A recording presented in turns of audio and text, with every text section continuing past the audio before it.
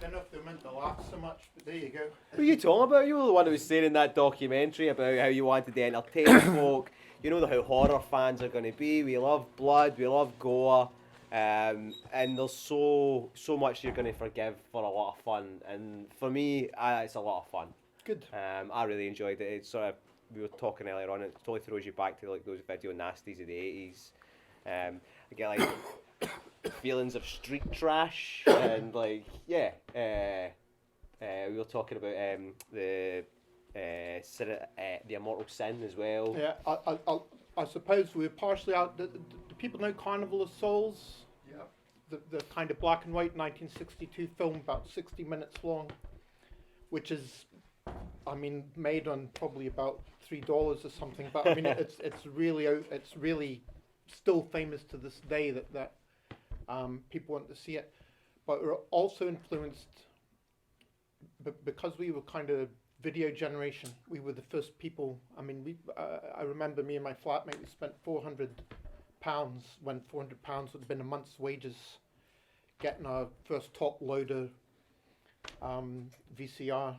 You know, when they used to, like, they came up like a Star Wars thing and you put them in. It was great. So we saw all the pre-cert video nasties before the scare. You know, when video nasties were don't fling this filth at pop kids, I think, or was that punk? One of the two. But there were a lot of American filmmakers that really still don't have a lot of traction in this country. Fred Olen Ray, who I don't know if anybody knows, David DeCocteau.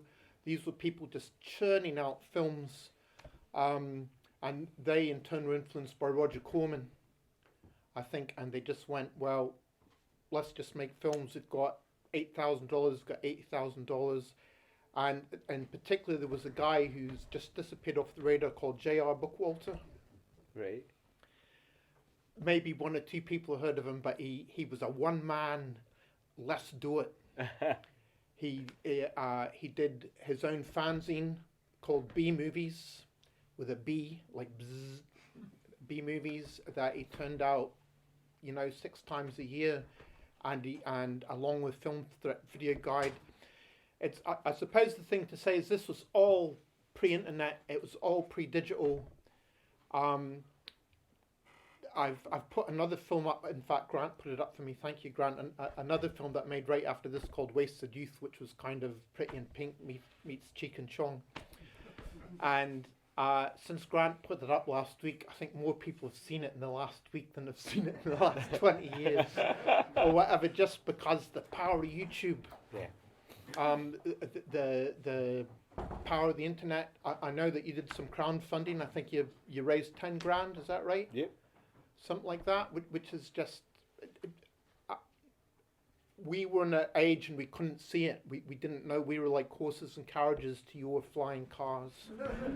Really, and digital stuff. We spent something. The film cost about 10 or 11K.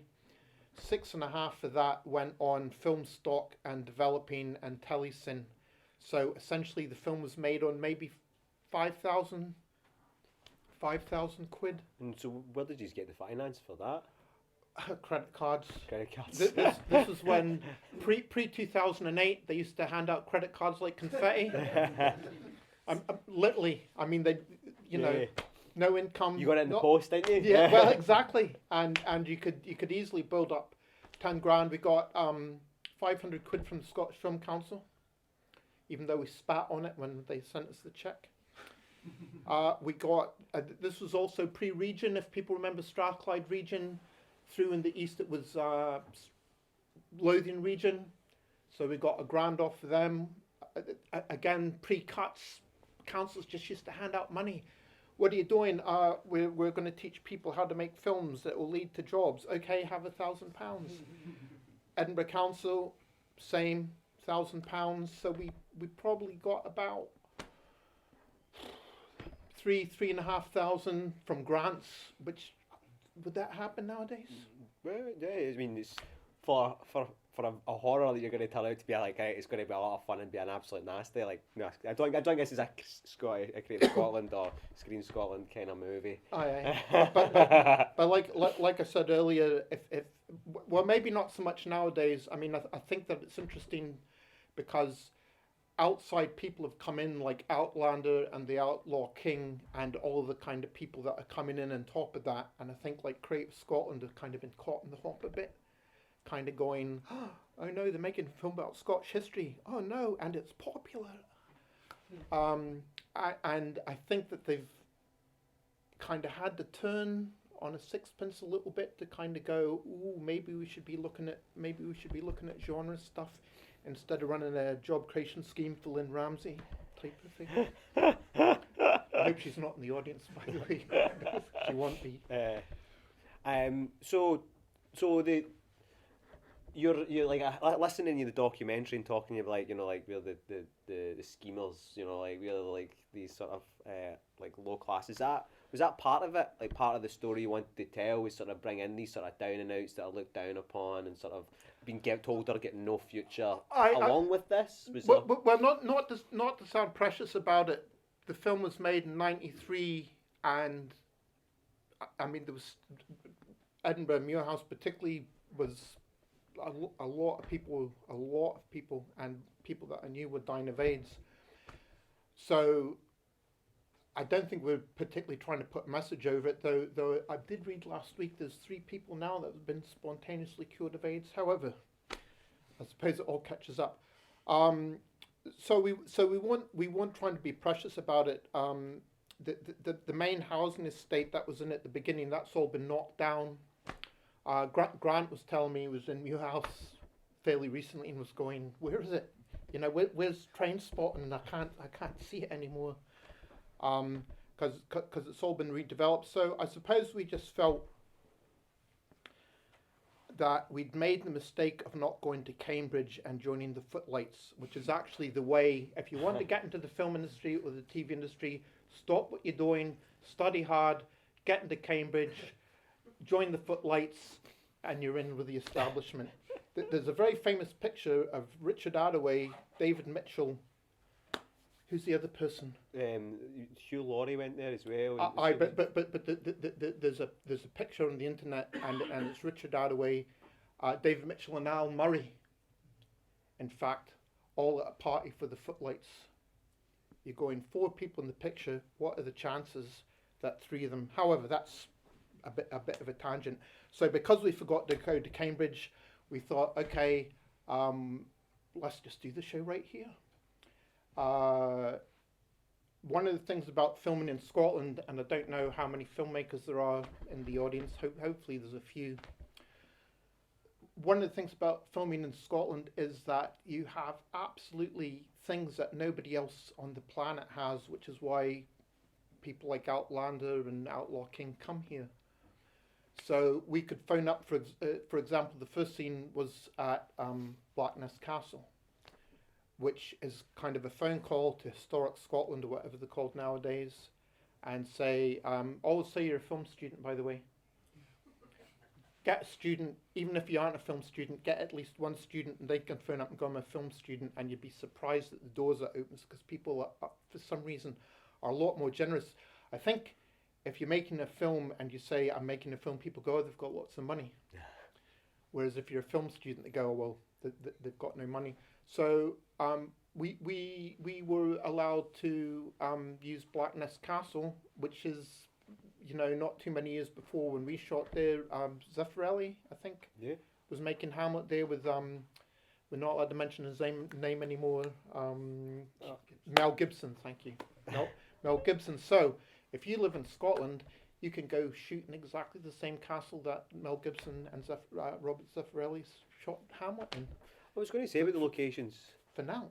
The locations are great, you know, and like, and your builds are brilliant. Like your art department team, your design team, your makeup, you know, like, you know, some of those, like the skull. Like I loved the skull, you know, like with the skull crack with the brain popping out, and then like throwing it to each other. You're a sick son of a bitch, McCoist. Again, it's people that we had around us. And I was saying this earlier to somebody. that one of the spurs for the film is we went to go see Francis Ford Coppola's Dracula, which is, anybody seen it? Yeah. You going to talk about Keanu? Don't talk about Keanu like that. As somebody was saying, it's very Dick Van Dyke-y. It's his accent. But I think that we were thinking we were going to make a horror film. We went to go see, as it was released at the time, Francis Ford Coppola's Dracula, and we went, we could do better than that. And I would still maintain to this day, I still did better. I still made a better vampire film than Francis Ford Coppola. So, I don't think that we were feared in any sort of way. So we had like the special effects guys, and again nowadays you could go on YouTube and learn all that stuff. I don't want to sound like your granny, but you don't know how lucky you are. You anything you can learn off YouTube. If you want to learn any of that, you want to learn special effects, you want to learn, to make Star Wars in your living room, go onto YouTube. You can learn all that, whereas these guys still had to learn out of books. Yeah. So considering that they were completely self-taught. Is that right? Like, is that like, I just assumed it would have been like, mates that were doing like, like makeup or something, or like they'd done something like this before. No, not really. I mean, I think they were just kind of going, we want to do that. One guy who's the guy that came right under the camera at the beginning of the documentary, John, but he knew about like half a dozen these other guys, and again, before email. Can you believe that? And they just had to like meet in pubs to talk about stuff. They couldn't like message each other on Facebook, and so to communicate information like that, I mean it's almost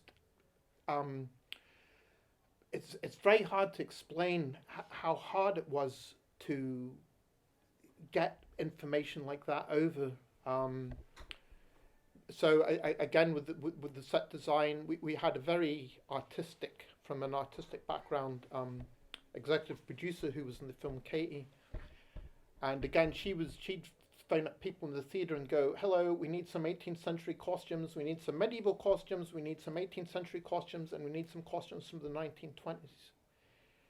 And they go, yeah, okay, come up in 3 days, and you'd go up to maybe like Scottish opera, and the wardrobe guy would just go, here you go, don't tell anybody, bring him back, don't get any blood on it, and you'd go like, yeah, okay, that's fine. Whereas I suppose nowadays you could go on the internet and go, hello, does anybody know about 18th century costume? And somebody would come in and tell you. So we knew we had the skills. Keith was the producer, but he was also a sound recorder, so that was actually, believe it or not, was all recorded on a DAT recorder, which would have been highly unusual. Proper film would have still been on Nagras. Yeah. And open reels, so that was all recorded on that. Martin Parry, who I don't think showed up, who Grant knows, had just before this film. Now we paid the cameraman. Pay your camera person. Don't pay anybody else. Like the guy said, we did it for foods and fags, but you can't give them fags anymore. So at least feed them. One of the things about building sets and operating in one closed place is we had a kitchen because it was a community centre. So people ate 3 meals a day. An army marches on your stomach. Feed your crew. Really, don't scrimp on food. Feed your crew. Be nice to your crew. That's a big. It looks like that you have trouble with that concept, John. Is that? I'm brutal to crews. You can tell. They wouldn't just kick me up and down the set like that. but be nice to your crew. So the thing about staying in one place, besides building sets, which means you control everything, it's a lot of hassle to build a set. No, it's not. It's less hassle than waking up at 6 o'clock every morning, shoving everything to a van, driving to somewhere, setting it all up, taking it all back down, driving it back, storing it. If you're building sets, it's like a job. You turn up at 9, you leave at 8 maybe. But there's no packing up.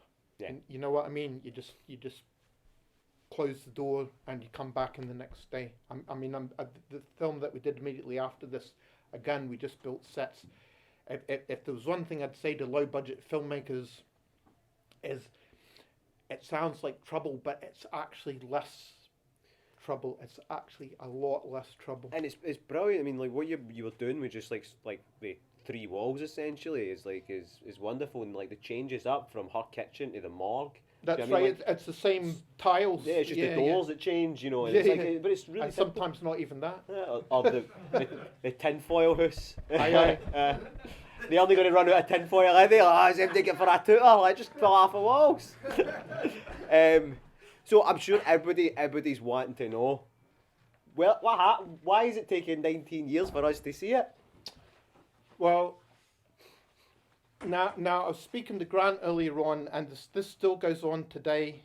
And I was speaking. Sorry, I don't know you, Adam. I was speaking to Adam earlier on as well, and we've both just got horrific experiences of people. In the film trade in general, but in the film trade particularly.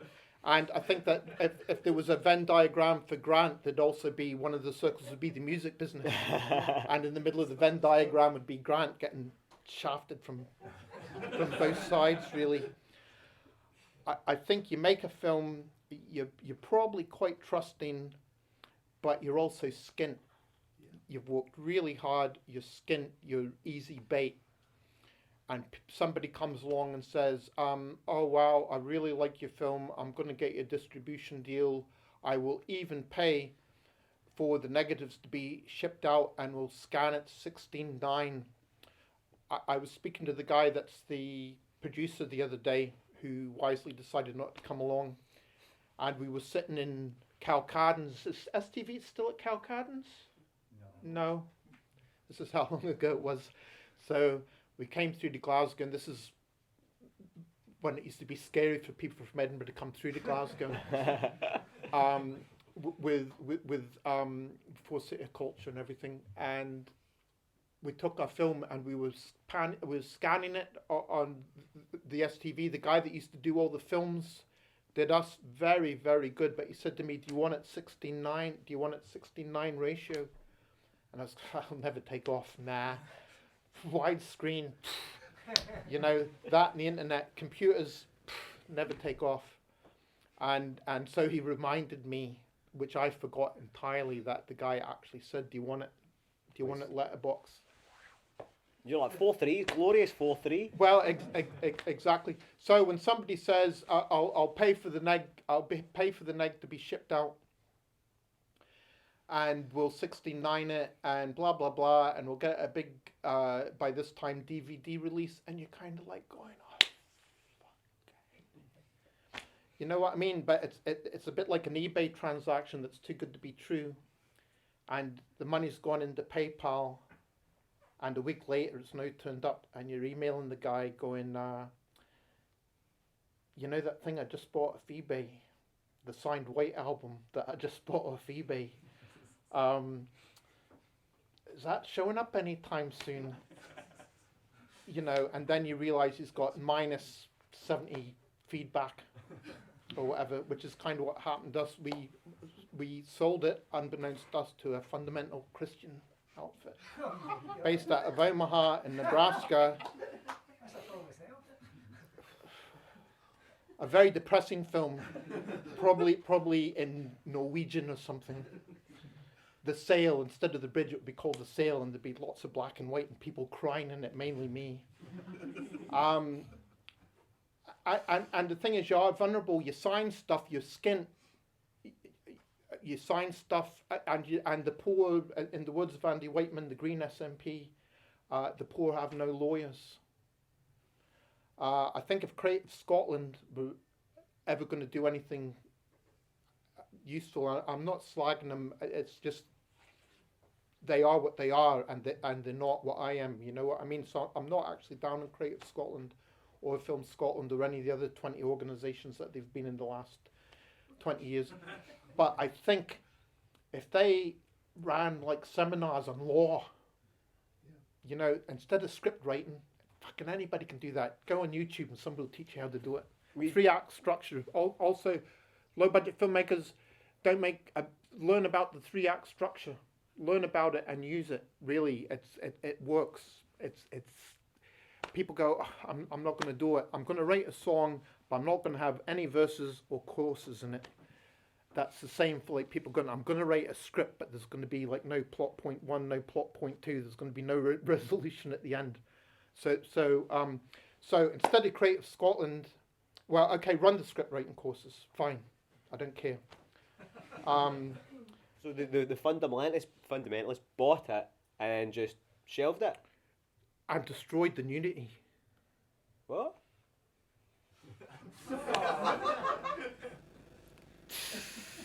Fucking hell. We weren't the only people, but I think we're probably the only British people. They're looking to move into the British market. And so the guy eventually died. Super. and hope he didn't make it. And we got it back off his family on the condition that I don't really talk about it. But like you said, we're all friends here, and you do. But I suppose the lesson is, be careful. Be careful. People lose their rights all the time. The fourth guy that was involved in what was Tarantino's first film? Mr. Brown, Mr. Black, all that. What was that called? Reservoir Dogs. Was he the guy that got absolutely ripped? Yeah, he was. He's the guy that directed Two Lane Blacktop. Yeah. In the 70s. Didn't see a dime off it, and I'm sure he had a good lawyer. No. But it's just part of the thing. Film and music seems to attract psychos. No, and particularly people that aren't talented, but think maybe like they want some of the inverted commas glamour of it, even though there isn't any. No, there is none. None. It's just really sore. That much. To be fair, it still happens today. When we were releasing Where Do We Go From Here, someone approached us, and the first thing that rang a bell for me was the guy's name was Bob Shammy. So I was like, that's of the leathers. Yeah, and of course with the internet, which of course was very lucky, as you can Google him and you can look up his like back catalogue, and you can see it's like the Pulp video and like NSYNC, but it's just like collated footage. And with no original songs. Nope. In very small print at the bottom. Very bottom. Yeah. But what do you do? I mean, I suppose nowadays we didn't have Google. Nah, I just Google. Which is, but again, you don't know how lucky you are to be living in the digital age. Really, we didn't even have horses and carts. We were like, I don't know, wooden bikes with wooden wheels, maybe. It's just and that's never mind all the kind of digital stuff. I was very happy to shoot on film.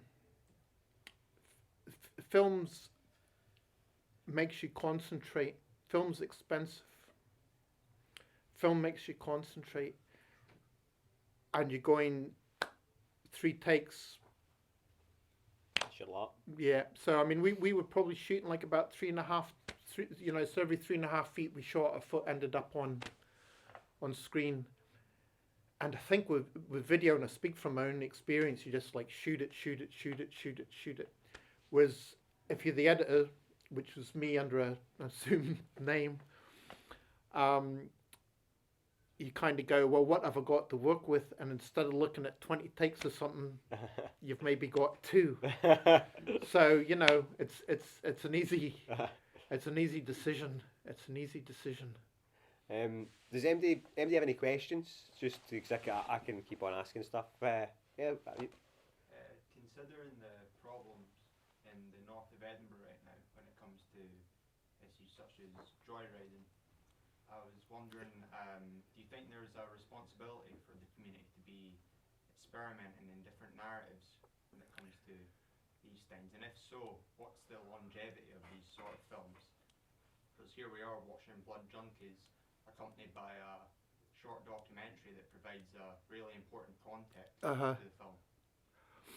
Now, weirdly, the joyriding stopped, and this is going to sound very worthy, and there'd be a worthy documentary. I don't know if there'd be a worthy film in it, but there'd be a worthy documentary about two community workers that basically worked with the bad boys, and what they did was they, instead of like all the kids congregating around the shops around the Chippy and Muir house, is they broke them up into 3 peer groups, and that way the older kids couldn't teach the younger kids how to steal bikes. And so, it really was a big problem. Not joyriding, but bike riding. I don't know if it's is it bike joyriding, or is it called something different? I don't know. It's literally just a case of stealing a bike, driving it about for a while, getting chased by the police, dumping it somewhere. The cops had come in with helicopters with the searchlights on, and to the kids it's like Grand Theft Auto. It's like the worst. Yeah, but the worst thing that they could do is chase them in friggin' helicopters, because the kids are going, this is fucking great. I'm getting followed by a police helicopter, just like GTA San Andreas Fault, except it's a Muir house. So is there a film to be made about why the kids do that, and the kind of risks they take, and the risk that they do take is death and severe brain damage? A young boy did die. Yeah. There was one kid once right over the roundabout, killed. Another kid came, because nobody's wearing helmets or anything. If you're stealing a bike, I suppose you're going, oh, I forgot my helmet. So severe brain damage, basically vegetabilized. And if you made that film, now that the joyriding stopped, what would be the longevity of that? I don't know. But to me, it's too gritty. I think there probably is a film to be made there. I think it would be quite an exciting film. Again, once the digital technologies, you can, shove an almost disposable camera on the front of a bike and zoom around, whereas you can't really kind of get an RESR on the front of a bike. So yeah, I think probably somebody should be making that film. But I know it's not me. I don't know if somebody said, we've done a crowdfunder for you, here's 10k, go and make a film. You jealous of my crowdfunding campaign? I'm shocked. I'm shocked, but the fact you can do it. Really, have I told you about, you don't know how lucky you are? It's like, God damn, just ask a bunch of strangers some money. Bruce, it's just not as easy as that. You need to beg every day for that. Well, and you need to get 4 of you to sign on to do it every day on Facebook. It's and dance for the money. But yeah, but did you ask, am I jealous? Yes. Oh, sorry. My apologies. But I am jealous. I think it's fantastic that there's a very low risk way of funding your films, which isn't credit cards, because when I did it in credit cards, for the first 2 years, I was probably just meeting the minimum payments. We took a credit cards as well. Mm-hmm. Yeah, you need a contingency. You need a contingency budget, so we done the same. Mm-hmm. We didn't have to max them out though. You didn't? No. No. Well, that's probably good. I think it's probably harder to get a credit card nowadays. I don't know. It is. It is? Okay. So Chris Gore, who I think interviewed you, is that right? Yeah.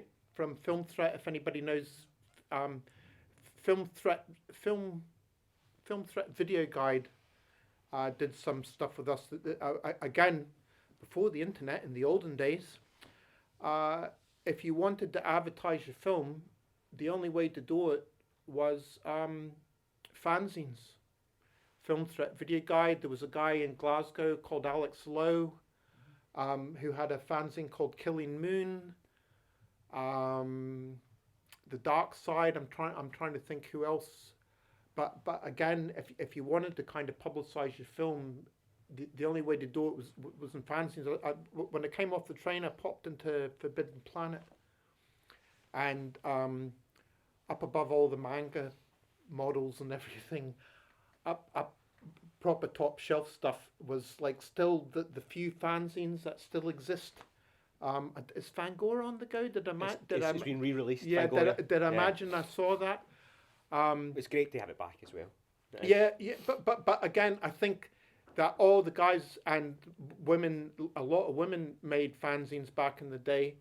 The reason that you did it was not for money, that's for sure, but you did it because you were driven to kind of to do it and you know, go into your work and surreptitiously photocopy them and risk getting the sack. Whereas nowadays you can sit in front of your computer and set up a blog, and that's better to reach an audience that's a million times bigger than the fanzines were. But there is a bit like film. There's a bit of romance to it. There's a bit of romance to, you know, sniffing the rubber glue that used to stick down your magazine within in your bedroom at your mum's house, and getting 50 copies run off at your work at the civil service or whatever, and then posting them out to the 50 people that actually give a damn about it. But again, I think, like I say, this has had more publicity courtesy of Grant and a few other people in the last couple of days than you know, we ever got through the fanzines that people didn't, particularly in this country, fanzines that people didn't see. But what I was going to say about Chris Gore was he wrote an article many years ago going, "Don't do it in credit cards, and this is why." So you might want to ask him. You might want to ask him for a copy. Oh well. Any other questions? Yeah, the actual story itself, was that something that just had been mulling around for a while and then you just went, fuck it, let's turn it into film, or was it a spur of the moment thing?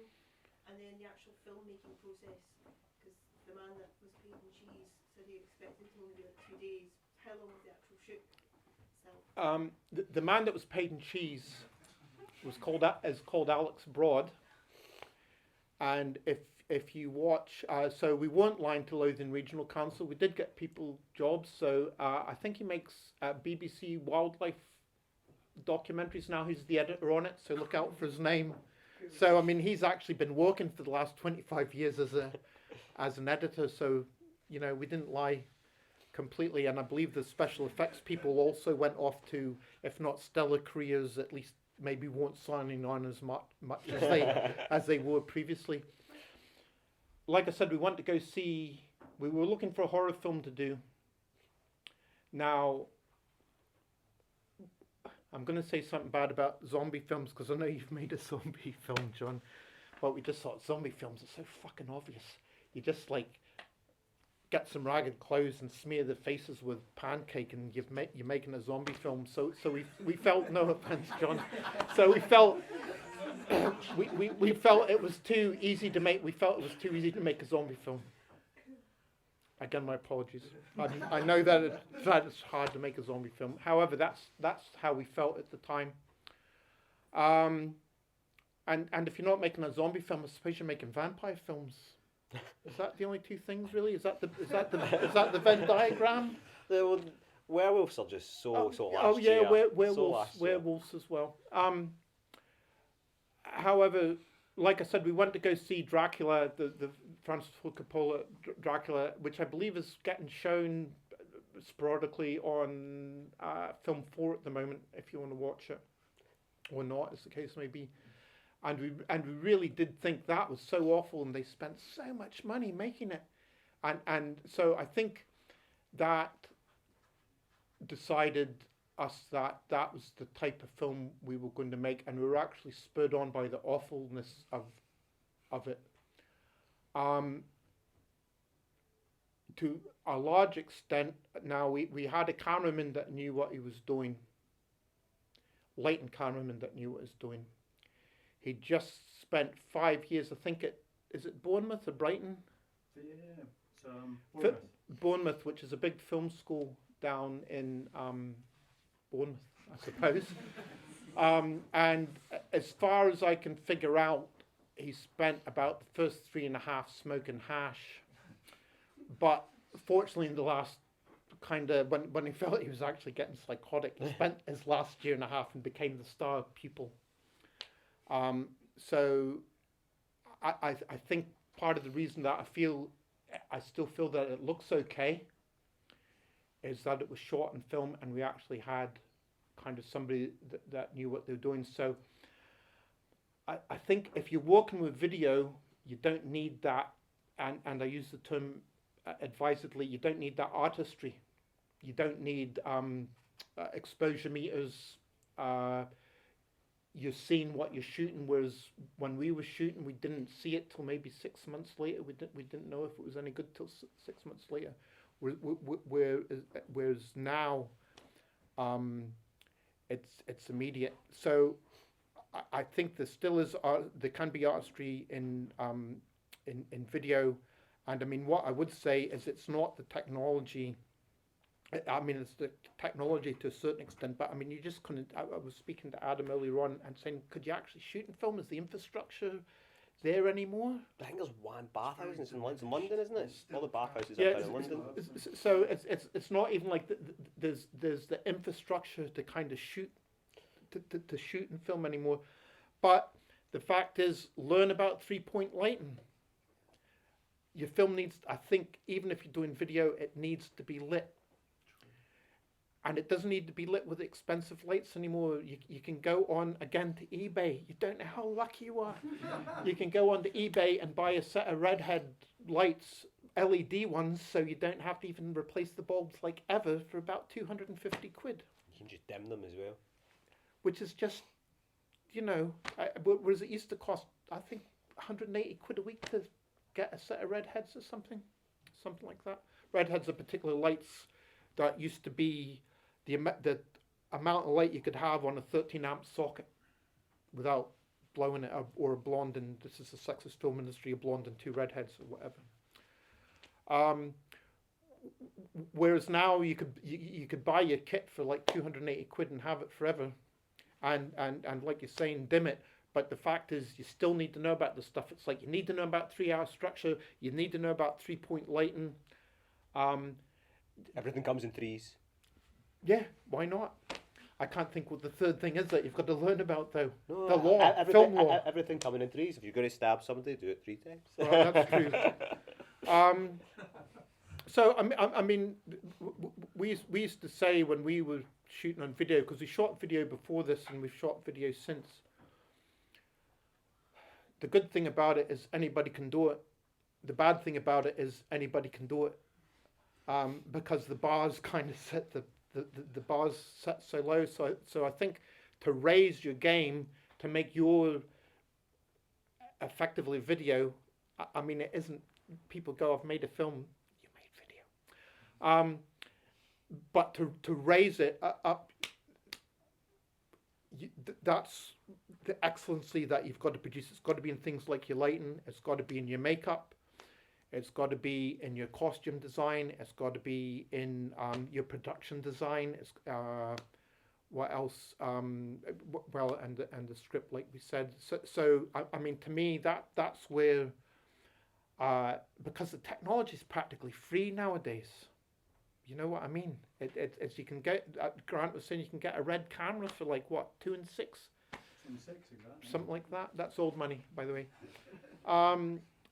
So how are you going to differentiate your film from all the other people that have got a video? Learn about framing. Learn about the 3 lines and getting your eye lines and things like that, and learn the 180-degree rule.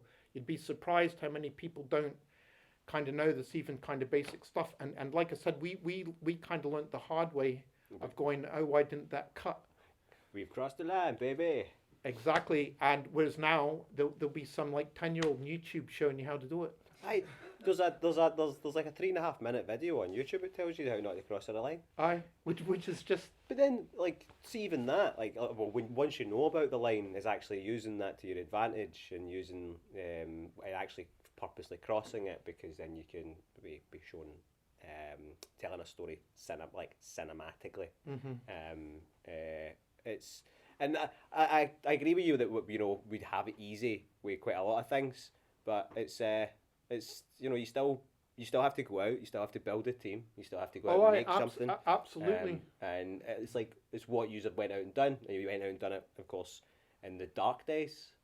In the olden days. The olden days. And you were asking as well, like, how long was the actual shoot? How long were you actually shooting for? Now, another thing to learn is when they go a page a minute with a script, they mean a page a minute. The original film, now two things happened, is the film was originally going to end when he got stabbed the first time, because at that time I didn't know about the third act structure. I'm about to eat my words, and I probably went on a Scottish film thing about 3-act structure and went, oh fuck, really, is that how it works? So the end of the film became the false ending at the end of Act 2. Right.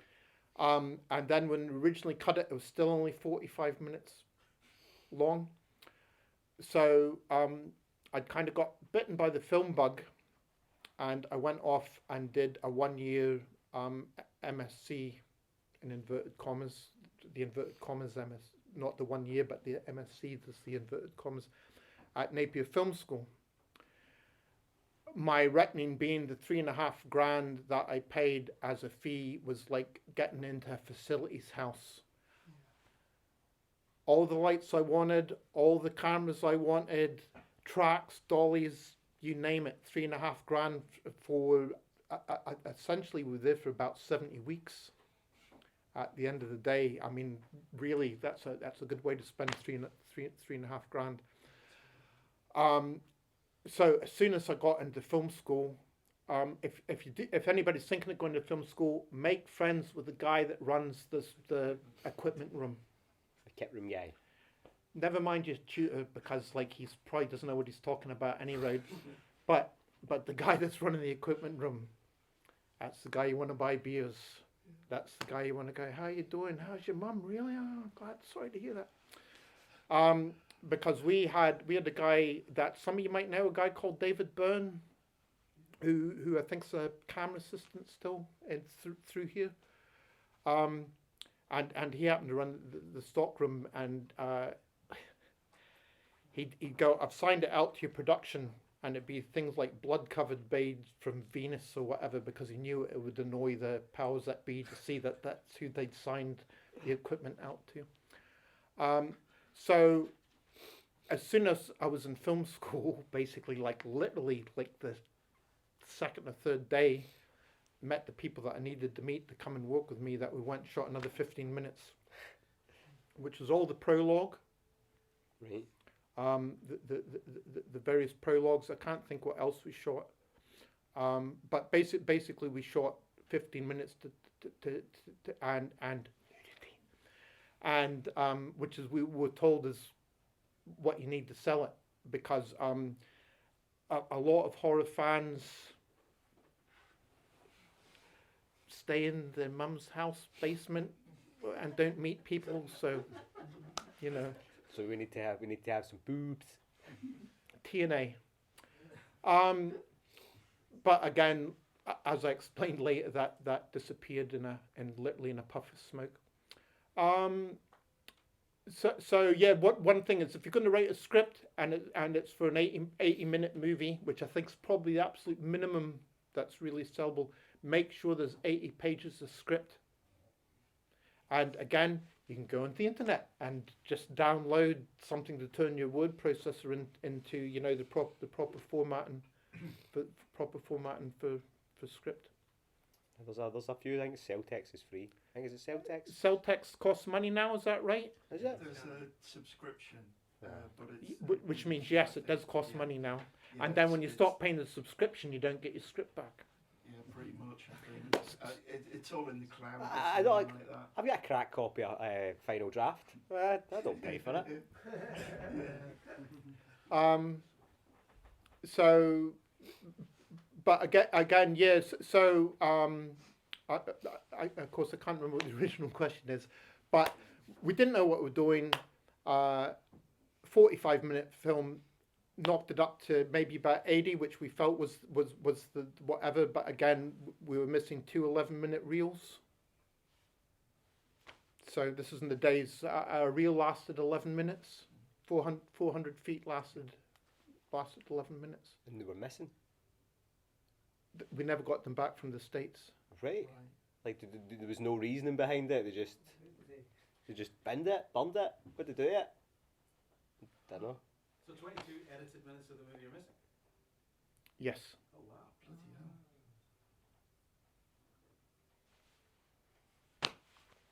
Bloody hell. Ah, that's nuts. That is absolutely nuts. That's gutting. Any more questions? Here we go. Time for one more. Yeah. What happens in those 22 minutes? Well, like we're saying, TNA, DNA. Is that? very tastefully done, of course. Very artistic. Because there was stuff where she said, like, he revealed himself as a vampire, but when she's talking to the occult woman about, he said this, because and there's the thing about her waking up Sean. Yeah. Like that, I don't remember a Sean. Like, is that stuff that was in there and? It would be. I mean, I don't even have the betas. This was transferred off a beta by Grant. So I eventually got the negs back from America, which wasn't cheap because negs aren't. Yeah.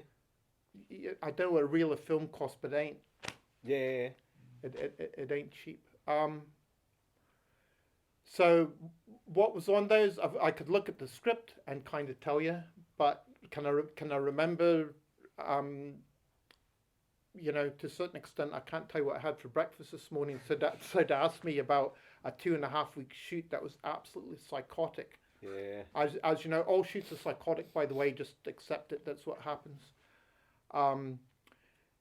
So the original shoot, which is a question I probably asked about 15 minutes ago, the original shoot was 2.5 weeks. And then how many days of pickups did you do? Reshoots? Well, by that time I was in film school, so it wasn't such an issue because it was free. Yeah. It was free. I could get film stock at reduced prices. You'd phone up Fuji. This was shot in recans, which is what they used to have when they used to shoot film, and they didn't use up a complete reel. There was recans, so you'd buy maybe 7 minutes of film and 5 minutes of film and 6 minutes of film. So there was different film stocks that you can see. There's very fast film, which is very, very grainy. But again, because we were so poor that we were just, like you say, can I buy recans? Yes, people give you recans. And those days, camera assistants would give you recans for beer. Another tip: pay people in beer. The people that were, again, this is something else you can only get in Scotland. The people that were dressed as knights were not play acting. That's the wrong thing to call them. They'll kill me. Reenactment group. So if you want people that look like a guy that we know, Joel Vennett, who's Jewish, and the reason that I say that is this reenactment group that did Nazi stuff. They had a half track and everything, and they came along to Joel and said, "We'd like to make a film," and he was just like, "Fuck, are you kidding me?" But they were dressed like the Waffen SS, right down. Again, the guys that we had that were the medieval knights had spent maybe 3,000 quid on their chainmail and everything, and you couldn't go to a costume department and say spend 3,000 quid on each costume. They tell you to, they tell you to beat it. Whereas we paid them in beer. So if you said so I think we bought them two cases of beer and a bottle of gin or something. So if you said to 12 guys, come along, work for 8 hours, and I'll pay all 8 of you 50 quid. They tell you to go get shoved. But if you buy them 2 cases at the time, Rolling Rock, which is the trendy beer, you buy them 2 cases of Rolling Rock and a bottle of Thackeray's. They are so grateful. Really, people just go, man, he bought me a beer. They're not going to make me wait, which probably worked out to about 1 pence an hour in terms of the amount of work they were doing. But again, use what you have in this country, which is medieval night reenactment people. What else? If you want to make a Second World War film, there's guys going around with a half track just and proper lugas and everything. stop cow caddies in a half track. That's right. And the sealed knot, you know, whatever else. I mean, all the stuff's out there, and again, that's what raises your game. I think it's. I think in the video age, your game's got to be really, Yeah. really, really raised, and that's the sort of thing that I think model work. Was it you that was talking about model work, miniature work, maybe? No, was it you, Adam? Maybe no, Grant. No. Oh well, maybe it was. I was talking to myself. You said model work. I was like, thanks very much. But again, people that do forced perspective work. There's a very good focal press book, but again, it's all on YouTube. But there's a very good focal press book about kind of forced perspective work that the people that did Xena Princess Warrior. We were Xena first, by the way. This was before Xena Princess Warrior. No, I didn't rip it off. But they used to do a lot of forced perspective work. With, you know, they'd have the giants chasing Xena and stuff like that. And again, to me, I think if I suddenly got 10 grand from a crowdfunder, that's what I'd do. Is I'd probably do something with kind of forced perspective and model work. UFO and Space 1999 on Forces TV, by the way, in constant repeat. That kind of very good early 70s model stuff. Not. I think I'm going to have to check that out. And you're going to have to check it out as well. Bruce, thanks so much for coming along. Thanks for bringing this and